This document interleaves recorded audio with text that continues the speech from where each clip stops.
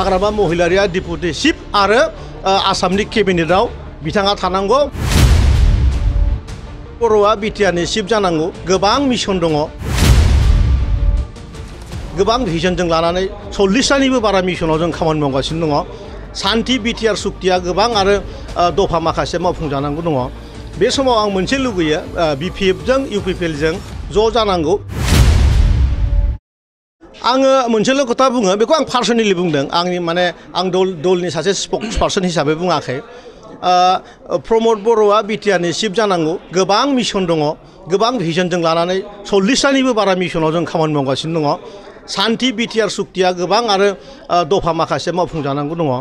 बे समाव आं मोनसे लुगैयो, बिपिएफजों इउपिपिएलजों ज' जानांगौ। खिन्थु हाग्रामा महिलारिया डिपुटि चिफ आरो आसामनि केबिनेटआव बिथाङा थानांगौ।